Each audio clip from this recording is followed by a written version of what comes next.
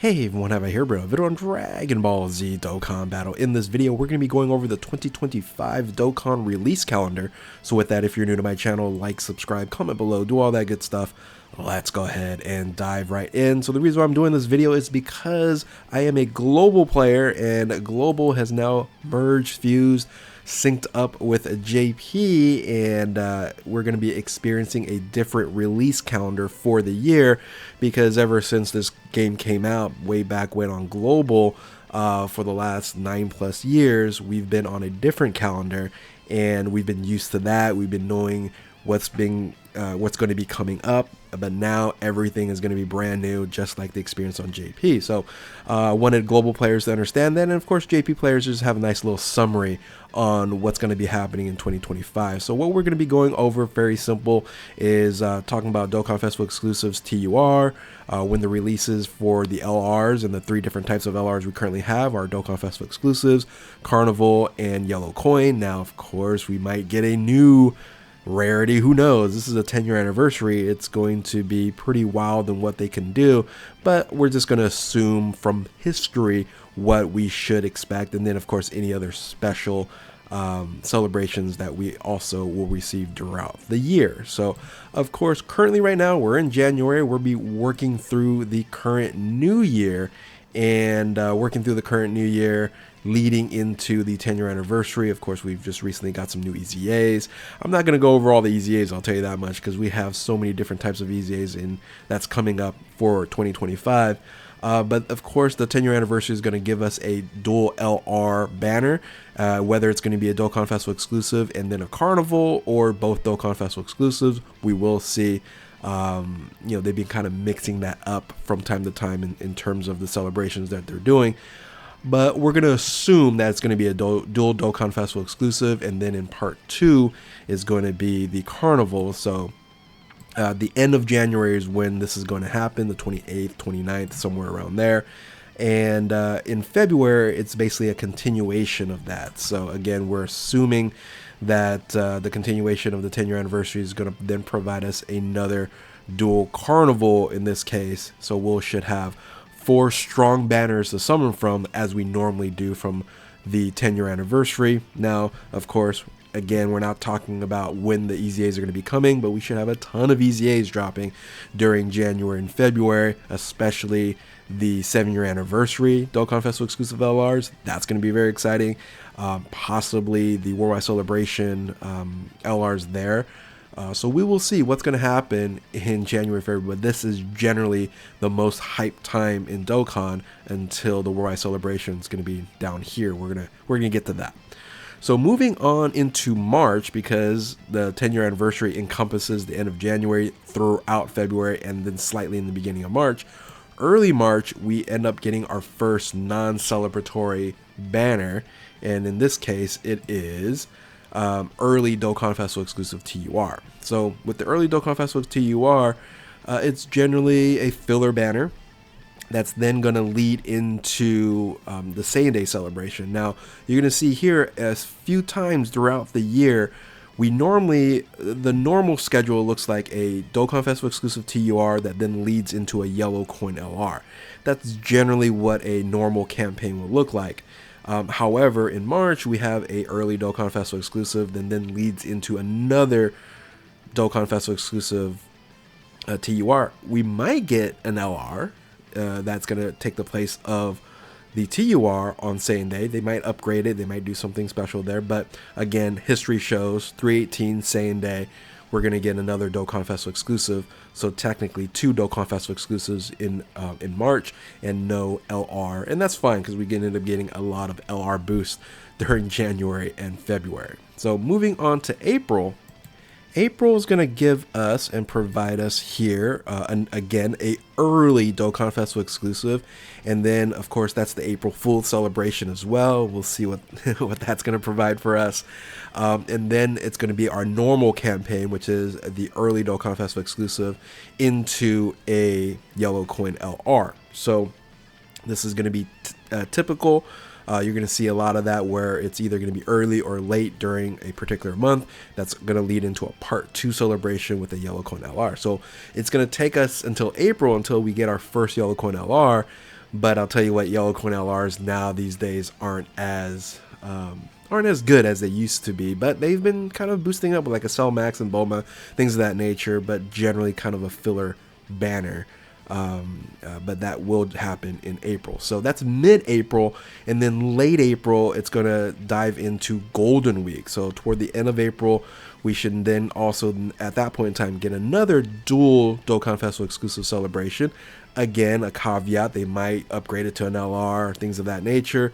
Especially if they create some sort of new rarity. But if they keep things the same, it's going to be Golden Week Dual Dokkan Festival exclusive for the end of the month of April, which of course leads into May. May is going to be a continuation of the Golden Week celebration. 5-9 JP kind of doesn't really celebrate it as much as I think Global generally has some sort of new unit that comes out. Remember the whole Global First kind of thing on Goku Day, but because again the game is now merged up, maybe JP and Global ends up providing something on 5-9 that's going to be something special. Generally after 5-9, like a week after, we're going to get our second yellow coin LR during the middle of May, and then the celebration ends with the end of May, and that's going to provide us with a new end of the month Dokkan Festival exclusive banner. So this is really when the first March and April was early Dokkan Festival exclusives that leads into a yellow coin LR. In May, it's the end of the month, and then in June it leads us into another yellow coin LR there, and then leads us to another big celebration, which would be Tanabata. So Tanabata, the Star Festival, all that stuff that happens in Japan, generally takes place when Global celebrates their anniversary in July. This is the first time that the 10-year anniversary is going to be celebrated at the same time as JP.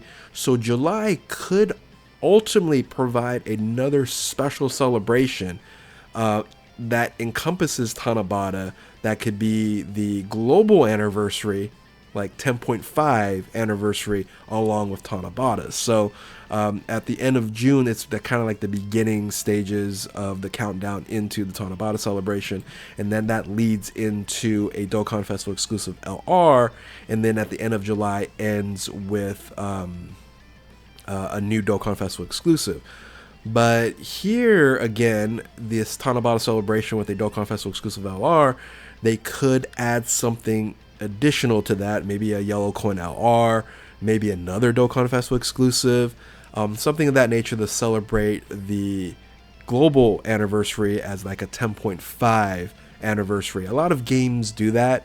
That's Global and JP, and they do like a 10.5, 11, 11.5, etc., etc. Again, we've never done that before, but this is a special year where, again, the game is now merged up. So, be interesting to see what happens in July. July is really a big question mark in terms of the the schedule of events and what's going to be happening throughout the year. So, got to put a little asterisk or a little highlight in July. It'd be very exciting to see if they add more to Tanabata.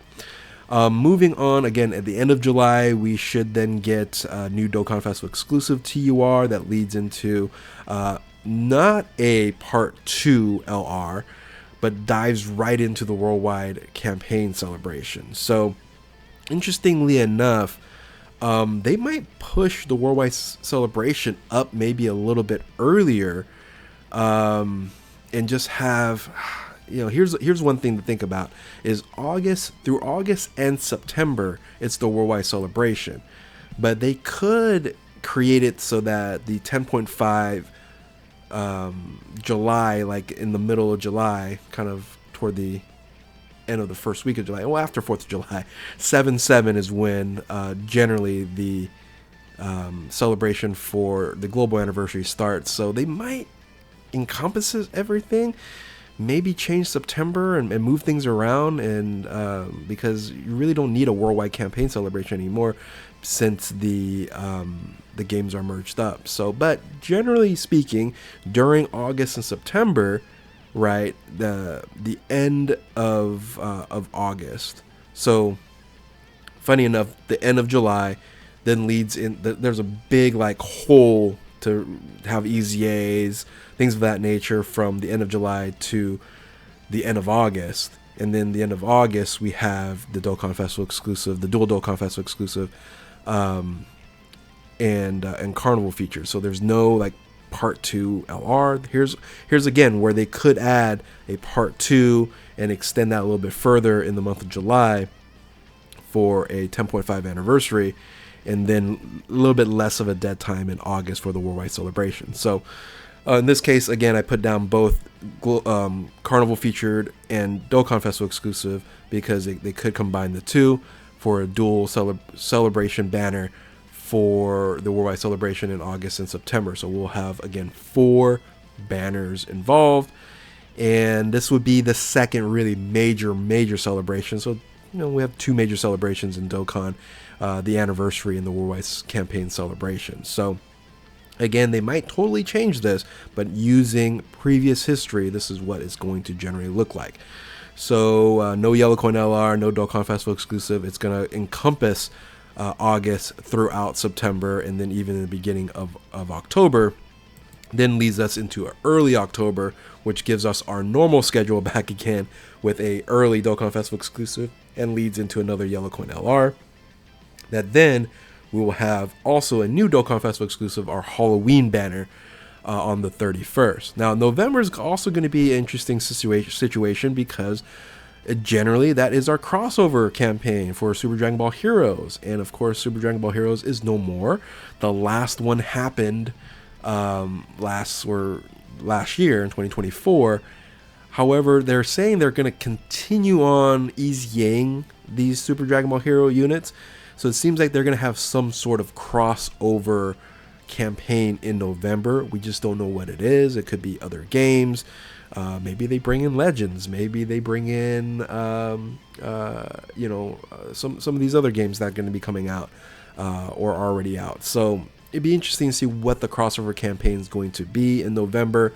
That's going to be a big question mark, but that's what we should expect. Now, during November, that's also, or the end of November, we're going to get another Dokkan Festival exclusive that then leads into our Christmas Carnival LR. I thought I had a Christmas thing there. Did I not have a Christmas thing there? I thought I had a little Christmas tree there. But anyway, we should.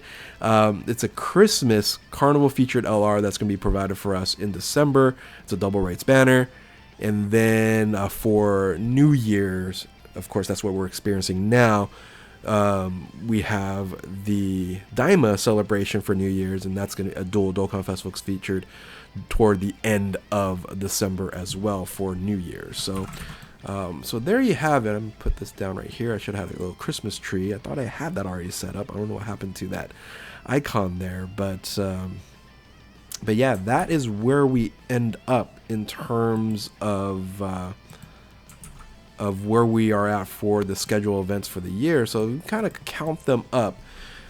Generally speaking, this is normal. We're going to have 1, 2, 3, 4, 5 Dokkan Festival exclusive LRs. That is normal.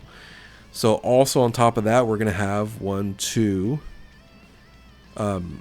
3, 4, 5 Dokkan Festival exclusive Carnival featured LRs as well. So generally the year here will fill up a type setting, right? AGL, Tech, Int, Physical, STR, right? It should fill that up there.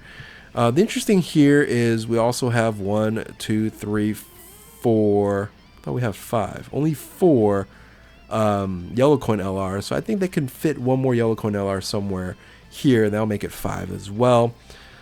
And then we have a ton of Dokkan Festival exclusive TURs, right? We have 1, 2, 3, 4, 5, 6, 7, 8, 9, 10, 11, 12. 12. We have 12. So basically once a month Dokkan Festival exclusive TURs is what we should expect in terms of content on those types of banners. So just know that there's going to be a lot of banners there. I might make another video that talks about where to summon, but it's pretty easy to kind of know where the top featured Dokkan Festival exclusive LRs, Carnival banners, some Carnival banners, not all Carnival banners, But Dokkan Festival exclusive LR banners are the key ones to summon on, and especially the big celebrations like Worldwide Celebration and the 10-year anniversary. So hopefully this helped out for you all that are global players, figuring out what is going to happen for the year, because it is going to be totally different in 2025. But if this did help you, let me know in the comment section below. And for you new viewers out there, of course, I'd love for you guys to like and subscribe and do all that good stuff. So thank you all for watching. Keep on Dokkaning, and we will catch you next time. Later.